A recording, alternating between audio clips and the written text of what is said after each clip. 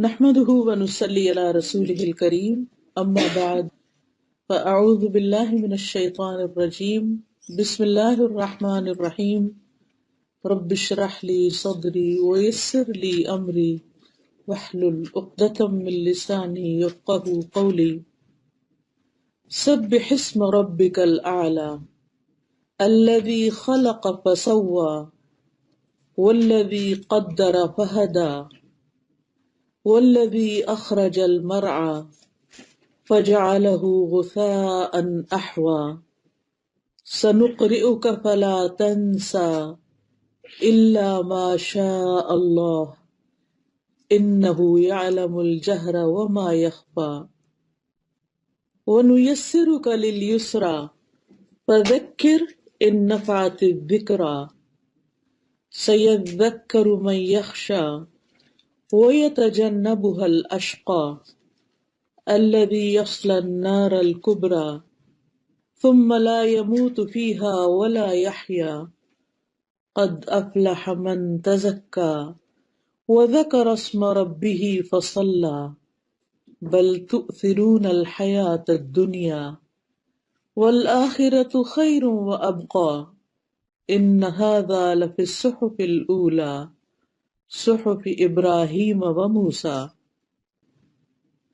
اپنے رب کے نام کی تسبیح کیجئے جو سب سے بلند ہے، وہ جس نے پیدا کیا پھر درست بنایا، اور وہ جس نے اندازہ ٹھہرایا، تقدیر مقرر کی، پھر ہدایت بخشی، وہ جس نے چارہ اگایا پھر اسے سیاہ کوڑا کرکٹ کر دیا۔ ہم ضرور تجھے پڑھائیں گے، پھر آپ نہیں بھولیں گے مگر جو اللہ چاہے۔ یقیناً وہ کھلی بات کو جانتا ہے اور اس کو بھی جو چھپی ہوئی ہے، اور ہم آپ کو آسان راستے کے لیے سہولت دیں گے، سو آپ نصیحت کیجئے اگر نصیحت کرنا فائدہ دے۔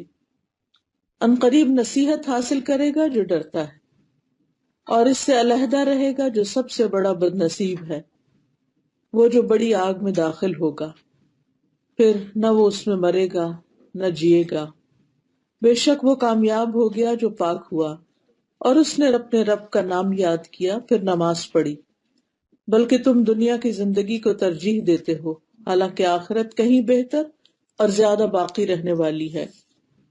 بے شک یہ بات یقیناً پہلے صحیفوں میں ہے، ابراہیم اور موسیٰ کے صحیفوں میں علیہم السلام۔ اس وقت میں نے آپ کے سامنے سورۃ الاعلیٰ کی آیات رکھی ہیں اور ان کا ترجمہ بھی۔ نعمان بن بشیر کہتے ہیں کہ رسول اللہ صلی اللہ علیہ وسلم عیدین اور جمعوں میں سبح اسم ربک الاعلیٰ اور هل اتاک حدیث الغاشیہ پڑھا کرتے تھے۔ کہتے ہیں اور جب عید اور جمعہ ایک دن میں جمع ہو جاتے تو ان دونوں صورتوں کو ہی دونوں نمازوں میں پڑھتے، یعنی اتنی زیادہ ان کی اہمیت ہے۔ تو گویا ویکلی ریمائنڈر ہوتا تھا ان صورتوں کا۔ ہم تو ایک دفعہ پڑھ لیں یا ایک دفعہ سن لیں تو ہم سوچتے ہیں کہ ہم تو اس صورت کو پہلے سے جانتے ہیں، ہمیں تو معلوم ہے اس میں کیا ہے، لیکن رسول اللہ صلی اللہ علیہ وسلم بڑے اجتماعات میں، عیدوں کے موقع پر اور جمعے کو، اور اگر عید اور جمعہ ایک دن آ جائے تو دونوں میں یہی صورتیں پڑھتے۔ اسی طرح ظہر کی نماز میں بھی یہ صورت پڑھتے۔ وتر کی نماز کی پہلی رکعت میں اس صورت کی تلاوت کرتے، دوسری میں قل یا ایھا الکافرون اور تیسری میں قل ھو اللہ احد۔ تو آئیے دیکھتے ہیں کہ کیا ہے اس صورت میں جس کی وجہ سے نبی صلی اللہ علیہ وسلم نے اس کو اتنی اہمیت دی۔ تو سب سے پہلی آیت میں ہے سبح اسم ربک الاعلی، تسبیح کیجئے اپنے رب کے نام کی جو سب سے بلند ہے۔ تو اس سے یہ پتہ چلتا ہے کہ اللہ سبحانہ وتعالی سب سے بلند ہے، سب سے بڑا ہے، سب سے عظیم ہے۔ قرآن مجید میں آتا ہے فَتَعَالَى اللَّهُ الْمَلِكُ الْحَقُّ لَا إِلَٰهَ إِلَّا هُوَ رَبُّ الْعَرْشِ الْكَرِيمِ، پس بہت بلند ہے اللہ جو سچا بادشاہ ہے اس کے سوا کوئی معبود نہیں، عزت والے عرش کا رب ہے، یعنی اس کا عرش بھی کیسا ہے؟ العرش الکریم ہے، بہت معزز عرش ہے۔ تو اس سے یہ پتہ چلتا ہے کہ اللہ سبحانہ وتعالی بہت بلند ہے۔ اسی لیے ہم اللہ سبحانہ وتعالی کے نام کے ساتھ کیا کہتے ہیں؟ اللہ تعالی۔ تعالی کا مطلب بھی کیا ہے؟ بلند ہے۔ حقیقت یہ ہے کہ اللہ سبحانہ وتعالی واقعی بلند ہے، اپنی ذات کے اعتبار سے بھی۔ بعض لوگ کہتے ہیں نا کہ اللہ تعالیٰ ہر چیز میں ہے، تو صحیح عقیدہ یہ ہے کہ اللہ سبحانہ وتعالیٰ ہر چیز کے اندر نہیں ہے، بلکہ وہ اپنے عرش پر۔ سورۃ طٰہٰ میں آتا ہے الرحمن علی العرش استویٰ، کہ رحمان عرش پر بلند ہوا، تمام مخلوقات سے بلند، کیونکہ عرش جو ہے وہ ساری مخلوقات سے زیادہ اونچا ہے اور رب اس کے اوپر ہے۔ قرآن مجید میں عرش کے بارے میں آتا ہے کہ کان عرشہ علی الماء، کہ اللہ تعالیٰ کا عرش پانی پر تھا۔ اور پانی جو ہے، جس پانی کا یہاں ذکر ہو رہا ہے، وہ اس زمین کا پانی نہیں ہے، وہ 7 آسمانوں سے بھی اوپر پانی ہے، جس کے اوپر اللہ سبحانہ وتعالیٰ کا عرش ہے۔ اور یہ عرش ساری مخلوقات کا احاطہ کیے ہوئے، ہر چیز کو گھیرے ہوئے۔ اس کی اصل حقیقت تو اللہ سبحانہ وتعالیٰ ہی جانتا ہے۔ اور آپ دیکھیے کہ شیطان چونکہ اللہ سبحانہ وتعالیٰ کا مقابلہ ہر چیز میں کرتا ہے، تو اپنا تخت جو ہے وہ بھی پانی پہ لگاتا ہے۔ تو بہرحال اللہ سبحانہ وتعالیٰ کا عرش جو ہے وہ 7 آسمانوں سے اوپر ہے، اور آسمان جو ہے وہ سب سے بلند چیز ہے، اور ہمیں جو نظر آتی ہیں چیزیں، ان میں بھی سب سے اونچی چیز اور سب سے بڑی چیز آسمان ہے۔ لیکن یہ آسمان جو ہے یہ عرش کے مقابلے میں کوئی حیثیت نہیں رکھتے۔ 7 آسمان اور ساری مخلوقات جو ہیں وہ اللہ سبحانہ وتعالیٰ کی کرسی کے سامنے ایسے ہیں جیسے ایک چھوٹا سا رنگ ہو جو کسی بڑے صحرا میں پڑا ہوا۔ اور یہ کرسی جو ہے وہ عرش کے سامنے ایسی ہے جیسے پھر ایک چھوٹا سا رنگ ہو ایک بہت بڑے صحرا کے مقابلے میں۔ اور یہ کرسی جو ہے یہ اللہ سبحانہ وتعالیٰ کا دراصل کہتے ہیں کہ فٹ سٹول ہے، یعنی وہ بیٹھنے کی جگہ نہیں ہے۔ اور نہ ہمیں یہ پتہ چلتا ہے کہ اللہ سبحانہ وتعالیٰ عرش پر بیٹھے ہیں یا کھڑے ہیں، کس پوزیشن میں، یہ نہیں ہمیں معلوم، لیکن اتنا ہمیں معلوم ہے کہ وہ سب سے بلند ہے۔ تو یاد رکھیے کہ اللہ سبحانہ وتعالیٰ کی بلندی کو اگر آپ محسوس کرنا چاہیں تو یہاں سے آپ دیکھیے آسمان کا فاصلہ کتنا زیادہ ہے۔ ایک چاند تک پہنچنے میں لوگوں کو کتنی مشکل ہوئی، اور اب ہم سب جانتے ہیں کہ چاند سے اوپر، چاند تو بہت کلوز ہے زمین کے، اور سورج اور پھر بہت سے ستارے اور پھر سپر سٹار، اور اس سے اوپر بہت سی گیلیکسیز اور بہت سی مخلوقات، یہ سب وہ ہے جو آسمان دنیا سے نظر آ رہا ہے نا۔ اور پھر ایک آسمان سے دوسرے آسمان تک کا فاصلہ 500 سال کے برابر، اور پھر ان 7 آسمانوں کے اوپر جنت ہے، جنت کے 100 درجے ہیں، اور ہر درجہ جو ہے ان 2 کے درمیان اتنا فاصلہ ہے جتنا زمین اور آسمان کے درمیان ہے۔ تو یہاں سے جو آسمان ہے اتنا اونچا صرف 1 درجہ، اور پھر 100 درجے آپ دیکھیے کہ کہاں پہنچیں گے۔ مسند احمد کی روایت میں آتا ہے رسول اللہ صلی اللہ علیہ وسلم نے فرمایا جنت میں 100 درجے ہیں، ہر 2 درجوں کے درمیان اتنا فاصلہ ہے جتنا کہ زمین اور آسمان کے درمیان کا فاصلہ ہے، اور فردوس اس کا اعلیٰ ترین درجہ ہے، اس سے جنت کی 4 نہریں نکلتی ہیں، اور اس کے اوپر عرش ہے۔ اور جب بھی تم اللہ سے سوال کرو تو جنت الفردوس کا سوال کرو، بلند ترین درجے کا۔ انسان کی نیچر ہے کہ وہ دنیا میں بھی بلند مقام اور بلند جگہیں اور بلند چیزوں کا شوق رکھتا ہے، اونچا جانا چاہتا ہے، لیکن جنت کی تو بات ہی کیا ہے کہ پھر اس میں بھی اتنے درجے. پھر آپ دیکھیے کہ ساتویں آسمان اور عرش کے بیچ میں جو جنت، اور پھر اس کے بعد کہتے ہیں کہ جو عرش تک کا فاصلہ ہے اس میں 70,000 حجاب ہیں. پھر اس کے بعد عرش آتا ہے. تو کتنا بلند ہے، یعنی انسان کی عقل جواب دے جاتی ہے. اب اس کے اوپر رب تعالی، تو اللہ سبحانہ تعالی اگر الاعلی ہے تو وہ ہر ایک سے اعلی ہے، ہر ایک سے بلند ہے. اور ہم یہ بھی جانتے ہیں کہ ساتویں آسمان پر بیت المعمور بھی ہے، اور بیت المعمور میں ہر روز 70,000 فرشتے نماز پڑھتے ہیں، اور جو ایک مرتبہ عبادت کر کے باہر نکل جاتے تو دوبارہ واپس نہیں آتے، یعنی آخر تک ان کی دوبارہ باری ہی نہیں آئے گی. اس سے آپ اندازہ لگا سکتے ہیں کہ کتنی مخلوقات اس کی عبادت کر رہی ہیں. اگر ہم سجدہ نہیں کریں گے، ہم نماز نہیں پڑھیں گے تو اس کو کیا فرق پڑتا ہے. بہرحال اللہ سبحانہ وتعالی نے ساری مخلوقات کی تخلیق کی اور عرش کو اپنے ہاتھ سے بنایا، جنت عدن کو بھی اس نے اپنے ہاتھ سے بنایا، پھر اسی طرح قلم بھی، اور آدم علیہ السلام کو. یعنی کہاں عرش اور کہاں یہ خاکی انسان، مٹی کا بنا ہوا انسان، لیکن اللہ تعالیٰ نے انسان کو کیسی عزت بخشی کہ آدم کو اپنے ہاتھ سے بنایا. اسی لیے فرمایا وَلَقَدْ كَرَّمْنَا بَنِي آدم، کہ ہم نے بنی آدم کو، آدم کی اولاد کو بھی عزت بخشی ہے. عبداللہ ابن عمر کہتے ہیں کہ اللہ تعالیٰ نے ساتویں آسمان سے اوپر پانی بنایا ہے اور پانی کے اوپر عرش بنایا. قسم اس ذات کی جس کے ہاتھ میں میری جان ہے، بے شک سورج اور چاند کو اچھی طرح معلوم ہے کہ قیامت کے دن ان کو آگ کی طرف چلنا ہوگا، یعنی ان سے جہنم بھڑکائی جائے گی، یہ نہیں کہ ان کو بطور سزا اس میں ڈالا جائے گا. تو بہرحال اللہ سبحانہ وتعالیٰ کا عرش اپنے اوپر فرشتے اٹھائے ہوئے ہیں.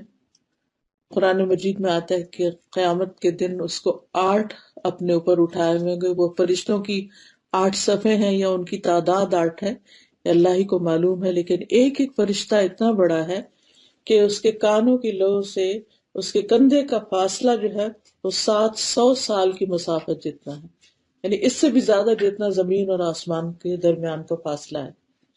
تو اللہ تعالیٰ کی جو مخلوقات ہیں ان کی بڑائی کا ہم تصور بھی نہیں کر سکتے. تو جس رب کی مخلوق اتنی بڑی بڑی ہے، وہ رب خود کتنا بڑا ہوگا، کتنا عظیم ہوگا. تو اللہ سبحانہ و تعالی ہر عیب سے پاک ہے اور ہر نقص سے پاک ہے اور بلند ہے. اس لیے ہمیں حکم دیا گیا ہے سبح اسم ربک الاعلی. تو جب ہم تسبیح کرتے ہیں، اللہ کا ذکر کرتے ہیں، تو یہ کوئی معمولی چیز نہیں ہوتی. پھر اسی طرح یہ ہے کہ اللہ سبحانہ وتعالیٰ اپنی صفات کے اعتبار سے بھی بہت بلند ہے، ہر کمزوری سے بلند و بالا ہے، پاک ہے. لا تأخذہ سنۃ ولا نوم، نہ اس کو نیند آتی ہے نہ اونگ آتی ہے. اللہ تعالیٰ سوتا نہیں اور سونا اس کی شان کے لائق نہیں، وہ تھکتا بھی نہیں. اب دیکھیے کہ مخلوقات جو ہیں وہ انسان ہو، حیوان ہو، سب کام کرنے کے بعد تھک جاتے ہیں، لیکن اللہ سبحانہ وتعالیٰ کو تھکاوٹ لاحق نہیں ہوتی. پھر اسی طرح آسمان اور زمین کی کوئی چیز اس کو عاجز نہیں کر سکتی. تو ہمیں اس رب کی تسبیح کرنے کا حکم دیا گیا ہے. اور جب ہم کہتے ہیں نا سبحان اللہ و بحمدہ، تو یہ تسبیح اللہ سبحانہ وتعالیٰ کو بہت پسند ہے. حقیقت یہ ہے کہ آسمان اور زمین کی ہر چیز اللہ تعالیٰ کی تسبیح کر رہی ہے. سبح اسم ربک الاعلی تسبح له السماوات السبع والارض ومن فیہن. 7 آسمان اور زمین، ومن فیہن، اور جو ان کے درمیان ہے، یہ سب کے سب تسبیح کرتے ہیں. وَإِن مِّن شَيْءٍ إِلَّا يُسَبِّحُ بِحَمْدِهِ وَلَٰكِن لَّا تَفْقَهُونَ تَسْبِيحَهُمْ. کوئی چیز ایسی نہیں کہ جو اللہ کی پاکی بیان نہ کر رہی ہو، لیکن تم ان کی تسبیح کو سمجھتے نہیں کہ وہ کس زبان میں تسبیح کر رہے ہیں. تو اگر ہر چیز اس کی تسبیح کر رہی ہے تو ہمیں کیا کرنا چاہیے؟ ہمیں بھی اس کی تسبیح کرنی چاہیے، ورنہ ہم پیچھے رہ جائیں گے. پھر اسی طرح اللہ تعالیٰ پرندوں کے بارے میں فرماتے ہیں کہ جو صفیں باندھ کر یعنی پر پھیلائے ہوئے ہیں یہ بھی تسبیح کر رہے ہیں، یعنی اپنی اپنی بولیاں بولتے ہیں لیکن اصل میں وہ اللہ کی حمد و ثنا کرتے ہیں. نوح علیہ السلام کی جو وفات کا وقت قریب آیا تو انہوں نے اپنے بیٹے کو فرمایا کہ میں تمہیں ایک وصیت کر رہا ہوں، اور وہ یہ ہے کہ سبحان اللہ و بحمدہ کا ورد کرتے رہنا، کیونکہ یہ ہر چیز کی نماز ہے اور اس کے ذریعے مخلوق کو رزق ملتا ہے. تو تسبیح جو ہے یہ رزق کی کنجی بھی ہے. انہوں نے اپنے بیٹے کو یہ تلقین کی تھی. تو اگر باقی مخلوق کا رزق اس سے ہے تو ہمیں کیا کرنا چاہیے؟ تسبیح کرنی چاہیے. اور پھر رزق صرف کھانا پینا ہی نہیں ہوتا، محبت بھی رزق ہوتا ہے، علم بھی رزق ہوتا ہے، ہر نعمت ایک رزق ہے. دین کا علم بھی رزق ہوتا ہے، یہ جو اللہ کی محبت ہے یہ بھی ایک رزق ہوتا ہے. بندوں کی طرف سے جو محبت ملتی وہ بھی ایک رزق ہوتا ہے. حضرت خدیجہ کے بارے میں نبی صلی اللہ علیہ وسلم نے فرمایا تھا کہ قد رزقت حبھا، مجھے اس کی محبت کا رزق ملا ہے، یعنی یہ میرے دل میں ڈال دی گئی ہے. اسی طرح جو حاملین عرش ہے، عرش کو اٹھائے ہوئے فرشتے ہیں، وہ بھی اللہ کی تسبیح بیان کرتے رہتے ہیں. سورۃ غافر میں آتا ہے الذین یحملون العرش ومن حولہ یسبحون بحمد ربہم، وہ فرشتے جو عرش اٹھائے ہوئے ہیں اور جو اس کے ارد گرد ہے وہ سب کے سب اپنے پروردگار کی حمد و ثنا بیان کرتے ہیں اس کی تسبیح کے ساتھ. قیامت کے دن بھی فرشتے اللہ کی تسبیح کر رہے ہوں گے. اور ویسے بھی آپ کو معلوم ہے کہ جب آدم علیہ السلام کی پیدائش کا ذکر کیا اللہ سبحانہ وتعالیٰ نے فرشتوں کے سامنے تو انہوں نے یہی بتایا تھا کہ وَنَحْنُ نُسَبِّحُ بِحَمْدِكَ وَنُقَدِّسُ لَكَ. سورۃ الزمر میں آتا ہے وَتَرَى الْمَلَائِكَةَ حَافِّينَ مِنْ حَوْلِ الْعَرْشِ يُسَبِّحُونَ بِحَمْدِ رَبِّهِمْ. اس دن آپ دیکھیں گے کہ فرشتے عرش کے گرد حلقہ بنائے ہوئے ہیں، سرکل میں ہیں، جیسے طواف ہوتا ہے نا، ایسے اپنے پروردگار کی تعریف کے ساتھ اس کی تسبیح کر رہے ہوں گے. اب بھی کر رہے ہیں، قیامت کے دن بھی کر رہے ہوں گے. آج تو ہم نہیں دیکھ سکتے لیکن قیامت کے دن اللہ سبحانہ تعالیٰ فرماتے ہیں وہ ترا، اور تم دیکھو گے کہ فرشتے تسبیح کر رہے ہیں، کیا منظر ہوگا وہ. نبی صلی اللہ علیہ وسلم بھی کثرت کے ساتھ اللہ سبحانہ تعالیٰ کی تسبیح کیا کرتے تھے اور کثرت سے یہ کلمات پڑھتے تھے سبحان اللہ و بحمدہ استغفر اللہ و اتوب الیہ. اور آپ کو اس بات کا حکم بھی دیا گیا تھا اذا جاء نصر اللہ والفتح ورأیت الناس يدخلون فی دین اللہ افواجا فسبح بحمد ربک، یعنی انہی الفاظ کے ساتھ حکم ہوا فسبح بحمد ربک، اپنے رب کی ہم تعریف کے ساتھ اس کی تسبیح بیان کیجئے. واستغفروا، اور اس سے بخشش مانگی، انہ کان توابا. اسی طرح اللہ سبحانہ تعالیٰ کا پسندیدہ کلام وہ ہے جس میں اس کی تسبیح بیان کی جائے، اور یہ کلام اللہ تعالیٰ کو بہت ہی پیارا ہے جو ہم ہاتھ باندھ کے نماز کے شروع میں پڑھتے ہیں سبحانک اللہم و بحمدک و تبارک اسمک و تعالی جدک و لا الہ غیرک. اے اللہ تو پاک ہے اپنی تعریف کے ساتھ، تیرا نام بڑا ہی برکت والا ہے. یعنی اللہ لفظ جو ہے بہت برکت والا ہے، اور جب ہم بسم اللہ کہتے ہیں جس بھی چیز پر برکت ہوتی ہے اس کام میں. تیری بزرگی بلند و برتر ہے، تیرے علاوہ کوئی الہ نہیں ہے. اسی طرح اللہ سبحانہ وتعالیٰ کے کوئی شخص قریب ہونا چاہے تو تسبیح سے بڑھ کر کوئی چیز نہیں، اور اللہ تعالیٰ کے ہاں فضیلت اور مقام پانا چاہے تو اس کے لیے بھی تسبیح بہترین ہے. رسول اللہ صلی اللہ علیہ وسلم نے فرمایا تم لوگ اللہ کی عظمت کا جو ذکر کرتے ہو، یعنی تسبیح، تحلیل، حمد کے الفاظ جو کہتے ہو وہ عرش کے ارد گرد چکر لگاتے ہیں. یعنی جب ہم کہتے ہیں نا سبحان اللہ و بحمدہ سبحان اللہ و بحمدہ، تو یہ الفاظ یہاں نہیں رہتے، یہ الفاظ عرش تک پہنچتے ہیں اور اس کے ارد گرد پھر یہ چکر لگاتے ہیں. ان کلمات کی ایسی بھنبھناہٹ ہوتی ہے جیسے شہد کی مکھیوں کی بھنبھناہٹ ہوتی ہے. وہ کلمات اپنے ذکر کرنے والے کی اللہ کے ہاں یاد دلاتے ہیں. کیا تم میں سے کوئی یہ نہیں چاہتا کہ اس کے لیے کوئی ایسا ہو یا ہمیشہ اللہ کے ہاں اس کی یاد دلائی جاتی رہے. یعنی فاذکرونی اذکرکم، تو مجھے یاد کرو میں تمہیں یاد کروں گا. تو جو تسبیح کرتے رہتے ہیں وہ اللہ کے ہاں یاد کیے جاتے ہیں. یعنی یہ کوئی معمولی بات نہیں ہے. اسی طرح انسان کے اوپر مختلف کیفیات گزرتی ہیں. کبھی خوشی کا احساس ہوتا ہے، کبھی غم، کبھی دل گھٹتا ہے، کبھی کسی چیز سے بہت دل تنگ پڑتا ہے، ڈپریشن ہونے لگتا ہے، گھٹن ہونے لگتی ہے. تو اس کا علاج بھی تسبیح بتایا گیا ہے. اور خصوصاً لوگوں کی باتوں سے اگر پریشانی ہو، قرآن مجید میں آتا ہے وَلَقَدْ نَعْلَمُ أَنَّكَ يَضِيقُ صَدْرُكَ بِمَا يَقُولُونَ فَسَبِّحْ بِحَمْدِ رَبِّكَ وَكُن مِّنَ السَّاجِدِينَ وَاعْبُدْ رَبَّكَ حَتَّى يَأْتِيَكَ الْيَقِينُ. بلا شبہ ہم جانتے ہیں کہ آپ کا سینہ اس سے تنگ ہوتا ہے، یعنی آپ کا دل گھٹتا ہے جو لوگ باتیں کرتے ہیں. بما یقولون، تو آپ کیا کیجئے، ان کا جواب دیجئے نہیں. فسبح بحمد ربک، اپنے رب کی حمد کے ساتھ تسبیح بیان کیجئے اور سجدہ کرنے والوں میں سے ہو جائیے اور اپنے رب کی عبادت کیجئے یہاں تک کہ آپ کے پاس یقین یعنی موت آ جائے. یعنی مرتے دم تک اللہ کی تسبیح بیان کرتے رہے. اسی طرح کبھی انسان پریشانی، خوف یا ڈر کا شکار ہوتا ہے، اس وقت بھی تسبیح پڑھنا فائدہ دیتا ہے.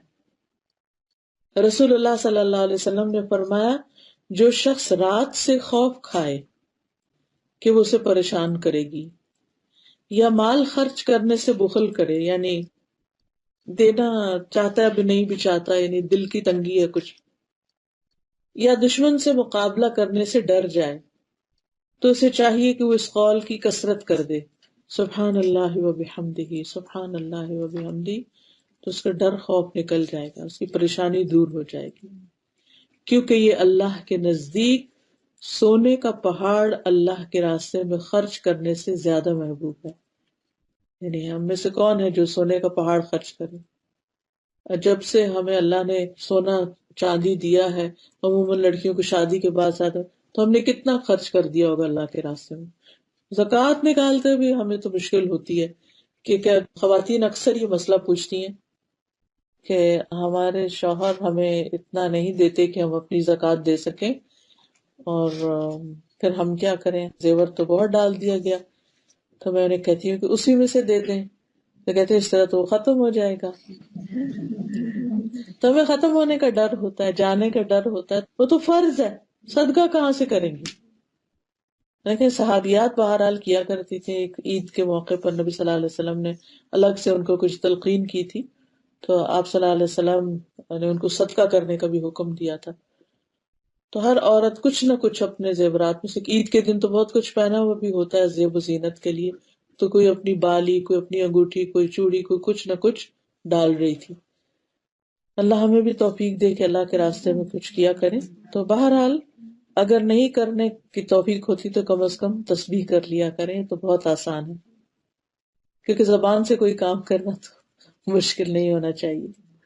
پھر اسی طرح ہر صبح ہمارے ہر جوڑ پہ صدقہ واجب ہو جاتا ہے، ہر جوڑ پہ جان کا صدقہ. تو اس کے لیے بھی سبحان اللہ کہنا صدقہ ہے، الحمدللہ کہنا، لا الہ الا اللہ کہنا، اللہ اکبر کہنا، نیکی کا حکم دینا، برائی سے روکنا. تو تسبیح کرنا جو ہے یہ ہر حال میں فائدہ دیتا ہے. تسبیح جب انسان کرتا ہے تو زمین و آسمان کے درمیان کی فضا بھر جاتی ہے. پھر اسی طرح جس نے سورج طلوع ہونے سے پہلے اور غروب ہونے سے پہلے 100 بار سبحان اللہ کہا، تو اس کے لیے 100 اونٹ خرچ کرنے سے بہتر ہے. پھر اسی طرح وہ حدیث تو سب نے سن رکھی ہوگی، دو کلمے ہیں زبان پہ بڑے ہلکے ہیں، میزان میں بہت بھاری ہیں، رحمان کو بہت پیارے ہیں، اور وہ ہے سبحان اللہ و بحمدہ سبحان اللہ العظیم۔ پھر اسی طرح 3 دفعہ صبح پڑھنا سبحان اللہ و بحمدہ عدد خلقہ ورضا نفسہ وزنۃ عرشہ ومداد کلماتہ۔ تو یہ یعنی بہت زیادہ لمبا وقت اگر ہم ذکر اذکار میں نہیں گزارتے تو یہ 3 دفعہ پڑھنا بھی اس سب سے زیادہ بھاری ہو جاتا ہے۔ پھر اسی طرح آگ سے بچاؤ کا ذریعہ بھی ہے تسبیح، تو جنت میں درخت لگتے ہیں تسبیحات پڑھنے سے۔ تو تسبیح تو کسی وقت بھی کی جا سکتی ہے، لیکن خاص طور پر صبح شام کرنے کا قرآن مجید میں ذکر آیا ہے۔ یا ایھا الذین آمنوا اذکروا اللہ ذکرا کثیرا وسبحوہ بکرۃ واصیلا۔ اے ایمان والو، اللہ کو بکثرت یاد کرو اور صبح شام اس کی تسبیح کیا کرو۔ اگر ہو سکے تو صبح سورج نکلنے سے پہلے 100 بار سبحان اللہ یا سبحان اللہ و بحمدہ، اور عصر کے وقت، عصر کی نماز کے بعد خاص طور پر، اور خصوصاً سورج طلوع ہونے کے قریب جو ہے اس کا بہت فائدہ ہے، کیونکہ اس وقت اللہ کی سب مخلوق جو ہے وہ اللہ کی تسبیح کر رہی ہوتی ہے، جس پہ بھی وہ سورج نکل رہا ہوتا ہے۔ نماز کے آغاز میں تو ہم خیر پڑھتے ہی ہیں سبحانک اللہم و بحمدک، رکوع اور سجدے میں بھی تسبیح رکھی گئی ہے، سبحان ربی الاعلی اور سبحان ربی العظیم، رکوع میں سبحان ربی العظیم اور سجدے میں سبحان ربی الاعلی۔ پھر نماز کے بعد 33 بار سبحان اللہ، اور پھر الحمدللہ اور اللہ اکبر، سوتے وقت بھی، کیونکہ سوتے وقت انسان اگر پڑھتا ہے تو دن بھر کی تھکاوٹ اتر جاتی اور انسان کو نیند اچھی آتی۔ پھر اسی طرح نبی صلی اللہ علیہ وسلم کو جب تک نیند نہیں آتی تھی آپ سبحان اللہ سبحان اللہ سبحان ربی پڑھتے رہتے تھے۔ آپ کی ایک خادم ہے ربیہ، وہ کہتے ہیں کہ میں دن بھر آپ کی خدمت کرتا تھا، جب رات آتی تو آپ کے دروازے کے پاس سوتا تھا کہ شاید آپ کو کوئی کام ہو تو میں حاضر ہو سکوں، تو میں ہمیشہ سنتا کہ آپ یہ پڑھ رہے ہیں سبحان اللہ سبحان اللہ سبحان اللہ، یعنی پڑھتے پڑھتے پڑھتے پھر آپ سو جاتے تھے، یا وہ کہتے ہیں یہاں تک کہ میں تھک جاتا، میری نیند مجھ پہ غالب آ جاتی تھی، لیکن آپ اس کو پڑھ رہے ہوتے تھے۔ پھر اسی طرح قرآن مجید پڑھتے ہوئے جب کوئی ایسی آیت آتی جس میں اللہ تعالیٰ کی پاکیزگی بیان کی گئی ہے، جیسے اگر یہ آیت آتی ہے سبح اسم ربک الاعلی، تو ہمیں کیا پڑھنا چاہیے؟ سبحان ربی الاعلی۔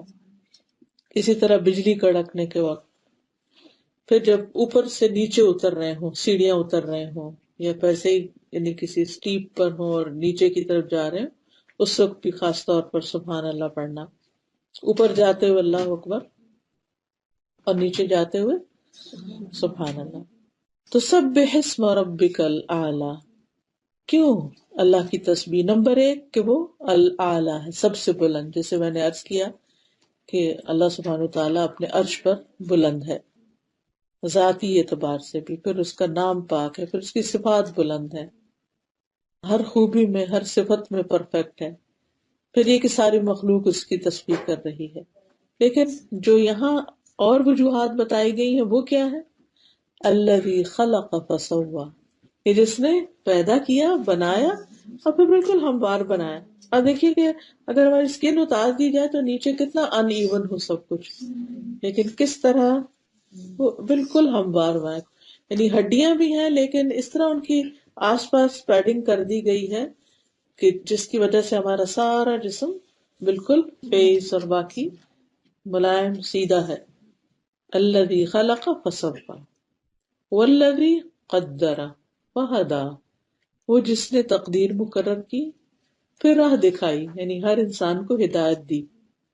ہدایت 2 طرح کی ہوتی ہے، ایک تو ہدایت ارشاد ہوتی ہے اور ایک ہدایت توفیق ہوتی ہے، یعنی ایک تو انسان کو نالج ملتا ہے اور دوسرا اس پر عمل کی توفیق۔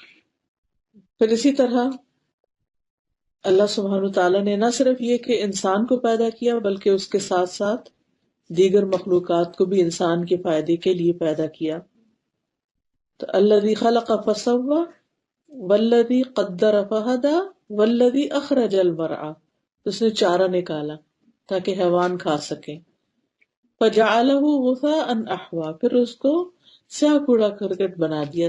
اب دیکھیے جیسے پتے گرے ہیں اور اس کے بعد سب چورا چورا ہو جائیں گے، ابزارب ہو جائیں گے زمین میں، دوبارہ زمین کی کھاد بن جائیں گے. سنقرئک فلا تنسا، نبی صلی اللہ علیہ وسلم کو خطاب ہے کہ ہم آپ کو پڑھوا دیں گے، آپ بھولیں گے نہیں. الا ماشاء اللہ، مگر جو اللہ چاہے، جو آپ کو یاد نہ رکھانا چاہے. انہ یعلم الجہر وما یخفی، بے شک وہ جانتا ہے جو ظاہر ہے اور جو چھپا ہوا ہے. ہر چیز اللہ کے علم میں ہے. اور کیوں نہ جانے گا، الا یعلم من خلق، کیا وہی نہیں جانے گا جس نے پیدا کیا. وہو اللطیف الخبیر، اور وہ بہت باریک بین اور خبر رکھنے والا ہے. پھر فرمایا وَنُيَسِّرُكَ لِلْيُسْرَىٰ، اور ہم آپ کو آسانی کے لیے آسانی دیں گے. یہ بہت دلچسپ فریز ہے کہ وَنُيَسِّرُكَ لِلْيُسْرَىٰ، یعنی ہم آپ کے کام آسان کر دیں گے، یعنی نیکی کے کام آپ کے لیے آسان کر دیں گے. اس سے بھی پتہ چلتا ہے کہ جو انسان تسبیح کرتا ہے، اللہ کا ذکر کرتا ہے، اس سے انسان کے دل کے اندر ایک سکون، اطمینان اور ایمان کی قوت آتی، جس کی وجہ سے انسان کو موٹیویشن ملتی ہے اچھے اچھے کام کرنے پر. تو وہ کون سی چیزیں ہیں جن کی وجہ سے کاموں میں آسانی ہوتی ہے؟ نہ صرف یہ کہ اچھے اچھے کاموں میں، بلکہ جو انسان کے روزمرہ روٹین کے کام ہیں وہ بھی آسان ہو جاتے ہیں. ان میں بھی انسان کو قوت اور نشاط ملتی ہے، وہ سستی اور بیزاری اور یہ چیزیں انسان سے ختم ہوتی ہیں. تو بہرحال قرآن مجید میں کچھ اور چیزیں بھی بتائی گئی ہیں جن سے کاموں میں آسانی ہوتی ہے، جس میں سے ایک چیز تقویٰ ہے، اللہ کا ڈر. یعنی اس احساس کے ساتھ جینا کہ اللہ سبحانہ و تعالیٰ مجھے دیکھ رہا ہے، اور اس کے ڈر سے غلط کام چھوڑ دینا اور اچھے اچھے کام اس کی خاطر کرنا. قرآن مجید میں آتا ہے وَمَن يَتَّقِ اللَّهَ يَجْعَل لَّهُ مِنْ أَمْرِهِ يُسْرًا، جو اللہ سے ڈرے گا، تقوی اختیار کرے گا، اللہ تعالیٰ اس کے کام میں آسانی پیدا کر دے گا. پھر اسی طرح مال خرچ کرنا آسانیاں پیدا کرتا ہے. فَأَمَّا مَنْ أَعْطَىٰ وَاتَّقَىٰ وَصَدَّقَ بِالْحُسْنَىٰ فَسَنُيَسِّرُهُ لِلْيُسْرَىٰ، پھر جس نے اللہ کی راہ میں مال دیا، صدقہ خیرات کیا، پرہیزگاری اختیار کی اور اچھی باتوں کی تصدیق کی، تو ہم اس سے آسان راہ پہ چلنے کی سہولت دیں گے، یعنی اس کے لیے کام آسان کر دیں گے. اسی طرح جو شخص دوسروں کے لیے آسانیاں پیدا کرتا ہے، اللہ تعالیٰ اس کے لیے آسانیاں پیدا کرتا ہے، اور جو دوسروں کے لیے مشکلات کھڑی کرتا ہے، اللہ تعالیٰ اس کو بھی مشکلات میں ڈالتا ہے. تو اگر ہم یہ چاہتے ہیں نا کہ ہمارے کام آسان ہو، تو ہمیں کیا کرنا چاہیے؟ دوسروں کی مدد کرنی چاہیے. نبی صلی اللہ علیہ وسلم نے فرمایا جس نے کسی مومن سے دنیا کی تکلیفوں میں سے کوئی تکلیف دور کی، اللہ تعالیٰ قیامت کے دن کی تکلیفوں میں سے اس کی کوئی تکلیف دور کر دے گا. جس نے تنگ دست پہ آسانی کی، اللہ اس پر دنیا اور آخرت میں آسانی کرے گا. یعنی دنیا میں تنگ دست ہوتا ہے جس کے پاس اپنی ضرورت پوری کرنے کے لیے مال نہ ہو، اور جو کسی مسلمان کی پردہ پوشی کرے گا، اس کا عیب چھپا دے گا، اللہ تعالیٰ دنیا اور آخرت میں اس کی عیب چھپا دے گا.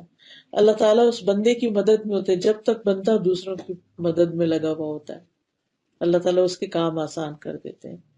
اسی طرح ہم دعا بھی کرتے ہیں رب اشرح لی صدری ویسر لی امری، اللہ میرے کام آسان کر دے، میرا سینہ کھول دے.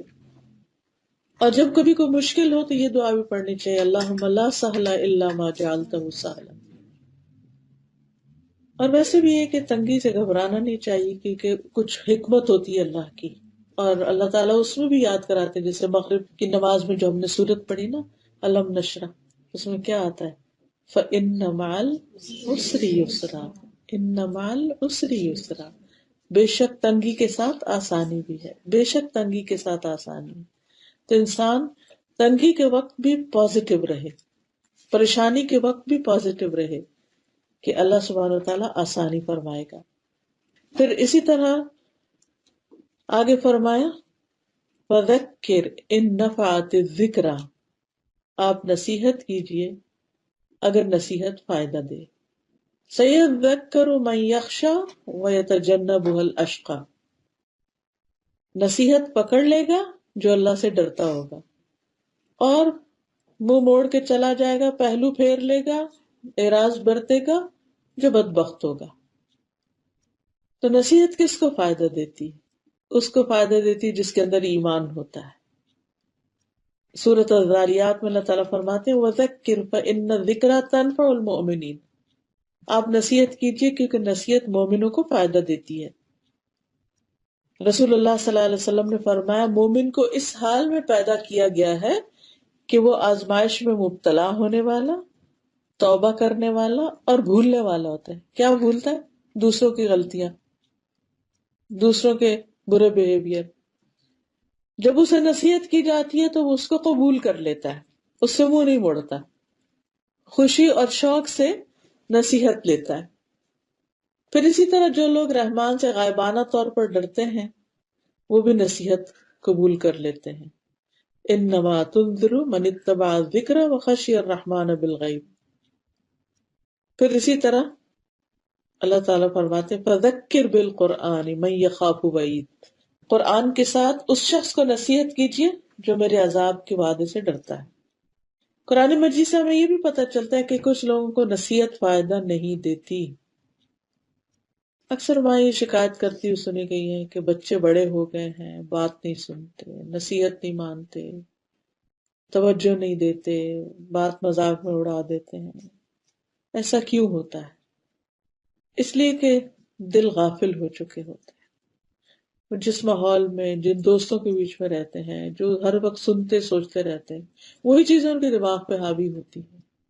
لہٰذا جو بات آپ کرتے ہیں تو وہ ان کو بہت عجیب سی لگتی ہے کہ سمجھ نہیں آتی۔ پھر اسی طرح جس کے اندر دلچسپی نہ ہو نصیحت سے وہ بھی نصیحت قبول نہیں کرتا، لیکن نصیحت قبول نہ کرنے کا جو انجام ہے بہت بھیانک ہے۔ اس کو بدبخت بتایا گیا ہے جو اچھی بات سنے اور اس کو جھٹلا دے، اسے قبول نہ کرے۔ وَيَتَجَنَّبُهَا الْأَشْقَى الَّذِي يَصْلَى النَّارَ الْكُبْرَى، وہ جو بڑی آگ میں جا پڑے گا۔ جہنم کو یہاں بڑی آگ کہا گیا ہے۔ کتنی بڑی ہے؟ حدیث میں آتا ہے جہنم کو قیامت کے دن لایا جائے گا جس کی 70,000 لگامیں ہوگی، اور ایک لگام کو 70,000 فرشتے پکڑے ہوئے کھینچ رہے ہوں گے۔ تقریباً 4,90,00,000 فرشتے بنتے ہیں جو صرف جہنم کو کھینچ رہے ہوں گے، اس کو کنٹرول کر رہے ہوں گے۔ پھر ایک ایک جو چنگاری ہے وہ یوں ہوگا جو بہت بڑا بڑا مینشن ہو، کوئی محل ہو جس کا ایندھن انسان اور پتھر ہوں گے۔ ایک جہنمی کا سانس 1,00,000 لوگوں کو جلا سکتا ہے، یعنی صرف وہ سانس جلے گا۔ اور مشکل یہ ہے کہ آگ جب ہلکی ہوگی تو اسے اور زیادہ بھڑکا دیا جائے گا، تو کم نہیں ہونے پائے گی۔ ثم لا يموت فيها ولا يحيا، جس میں نہ وہ مرے گا نہ جیے گا، وہی اس کا ٹھکانہ ہوگی، موت نہیں آئے گی۔ دنیا میں تو یہ ہوتا ہے کہ اگر کوئی زیادہ جل جائے تو وہ زندہ نہیں رہتا، لیکن جہنم کی آگ کے بعد کسی کو موت نہیں۔ اللہ تعالیٰ ہم سب کو اس سے محفوظ رکھے۔ پھر کامیابی کے طریقے بتا دیے گئے کہ کامیابی کس سے ہوتی، کامیاب ہونے کے طریقے۔ قد افلح من تزکا وذکر اسم ربہ فصلی، سورۃ الاعلیٰ میں 3 چیزیں بتائی گئی کامیاب ہونے کے لیے۔ نمبر 1، کامیاب وہ ہوا جس نے تزکیہ اختیار کیا، یعنی اپنے آپ کو پاک صاف کرتا رہا۔ نمبر 2، وذکر اسم ربہ، جس نے اپنے رب کا نام یاد کیا، ذکر کیا، جیسے شروع میں ہی آیا سبح اسم ربک الاعلی۔ فصلی، تیسری چیز ہے پھر نماز پڑھی۔ تو کامیابی کے لیے یہ 3 چیزیں لازم ہیں کہ انسان ساری زندگی اپنے اندر سے بری عادتیں، برے خیالات، منفی سوچیں، یہ سب چیزیں نکالتا رہے اور اچھی چیزیں ڈالتا رہے اور اچھی چیزوں میں گرو کرتا رہے، ذکر کی کثرت کرے اور نماز ادا کرے۔ تو سب سے پہلی چیز کیا ہے؟ تزکیہ، اور پھر اللہ سے دعا۔ اگر ہم چاہتے ہیں کہ ہم کامیاب ہوں تو ہمیں سب سے پہلے اللہ سے دعا کرنی چاہیے کہ اللہ سبحانہ وتعالیٰ دعاؤں کا سننے والا ہے۔ وہ خود کہتا ہے وقال ربکم ادعونی استجب لکم، مجھ سے مانگو میں تمہیں دوں گا، تمہاری دعا قبول کروں گا. اور دعا سے زیادہ کوئی چیز اللہ کو معزز نہیں. اللہ تعالیٰ بندے کے پھیلے ہوئے ہاتھوں میں خیر ضرور ڈالتا ہے، خالی ہاتھ نہیں بھیجتا. پھر اسی طرح یہ ہے کہ انسان ذکر کرے یا تسبیح کرے یا جو بھی نیک کام کرے ان کو چھپا کر کرے، ریاکاری نہ کرے، دکھاوا نہ کرے، ان کا بہت اشتہار نہ دے. نبی صلی اللہ علیہ وسلم نے فرمایا جو شخص اپنے نیک عمل کو چھپانے کی طاقت رکھتا ہے اسے چاہیے کہ وہ ایسا ہی کرے. کچھ چیزیں تو چھپی نہیں رہتی، لیکن کچھ چیزیں انسان چھپا سکتا ہے. کہتے ہیں کہ اپنے نیک عمل ایسے چھپاؤ جیسے تم اپنے عیب چھپاتے. یعنی جس طرح انسان اپنی کوئی غلط عادت یا غلط چیز جو ہے وہ کسی کے سامنے نہیں کرنا چاہتا، تو نیک عمل اس طرح چھپانے چاہیے. یعنی اس کا مطلب ہے کہ انسان کو چھپانا تو آتا ہے، اگر چھپانا نہ چاہے تو پھر الگ بات ہے. حدیث میں آتا ہے 7 آدمی عرش کے سائے تلے ہوں گے، ان میں سے ایک آدمی جس کا دایاں ہاتھ خرچ کرے تو بائیں کو بھی نہ پتہ چلے کیا خرچ کیا. یعنی خاص طور پر پوشیدہ صدقہ جو ہے. پھر اسی طرح اللہ سبحانہ تعالیٰ ایسے بندے سے محبت کرتا ہے جو متقی ہے، غنی ہے، چھپا ہوا ہے، یعنی اپنے نیک اعمال ظاہر نہیں کرتا. تیسری چیز جو ہے وہ ہے موت کو یاد رکھنا، کیونکہ اسی سے انسان کا تزکیہ ہوتا ہے. انسان کسی برائی کو کب چھوڑتا ہے؟ جب وہ دیکھتا ہے کہ اس کے کرنے میں تکلیف ہے. تو موت جو ہے وہ لذتوں کو توڑنے والی چیز ہے، اور موت کو جب انسان یاد رکھتا ہے تو پھر نماز بھی اچھی طرح ادا کرتا ہے. یہ سوچتا رہتا ہے کہ کیا پتہ یہ میری آخری نماز ہو. اور ویسے بھی کہا گیا کہ نماز اس آدمی کی طرح پڑھو جو یہ سمجھتا ہو کہ اس کے بعد کوئی اور نماز نہیں، یہ آخری نماز ہے.